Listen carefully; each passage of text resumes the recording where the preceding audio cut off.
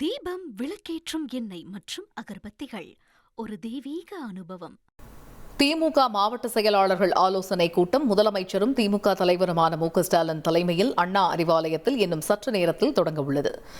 இதுகுறித்து எமது செய்தியாளர் ரமேஷ் வழங்கும் தகவல்களை கேட்கலாம். ரமேஷ், வணக்கம்.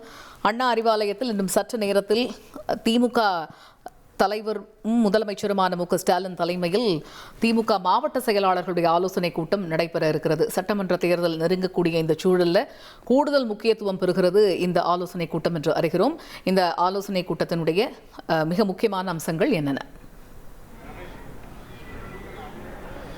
திமுக மாவட்ட செயலாளர்கள் ஆலோசனை கூட்டம் திமுக தலைவரும் முதலமைச்சருமான மு.க.ஸ்டாலின் தலைமையில் இன்னும் சற்று நேரத்தில் திமுக தலைமை அலுவலகமான அண்ணா அறிவாலயத்தில் நடைபெற இருக்கிறது. இந்த கூட்டத்தில் மாவட்ட செயலாளர்கள், அமைச்சர்கள், நாடாளுமன்ற உறுப்பினர்கள், எம்எல்ஏக்கள் பங்கேற்க இருக்கிறாங்க. சட்டமன்ற தேர்தலுக்கு இன்னும் 2 மாதங்களே இருக்கிறதுனால தேர்தல் பணிகள் குறித்து ஆலோசிப்பதற்காகத்தான் இன்றைய மாவட்ட செயலாளர்கள் கூட்டம் அப்படிங்கிறது நடைபெறப் போகுது.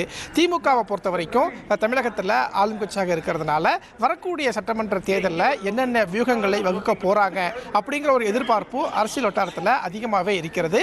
ஒரு வருஷத்துக்கு முன்னாடியே திமுக தேர்தல் பணியை எல்லாம் தொடங்கிட்டாங்க.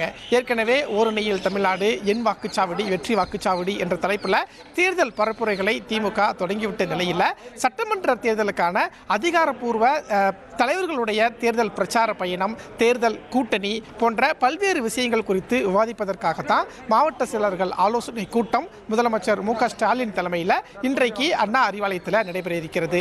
இந்த மாவட்ட செயலர் கூட்டத்தில் ஒவ்வொரு மாவட்ட செயலர்களிடமும் முதலமைச்சர் மு.க.ஸ்டாலின் கருத்துக்களை கேட்க போறாரு. அந்த கருத்துக்களின் அடிப்படையில் வரக்கூடிய நாட்களில் தேர்தல் பணிகளை தீவிரப்படுத்த திமுக முடிவு செஞ்சிருக்கிறாங்க.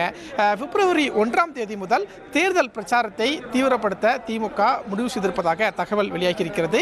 ஏற்கனவே திமுகவில் 68,000 பூத் கமிட்டி நிர்வாகிகள் இருக்கக்கூடிய சூழல்ல ஒவ்வொரு வாக்குச்சாவடிக்கும் 10 மகளிர் அணி நிர்வாகிகளை கூடுதலாக களமிறக்கி மகளிர் முன்வைத்து இந்த தேர்தல் பிரச்சாரத்தை முன்னெடுக்கவும் திமுக திட்டமிட்டிருக்காங்க.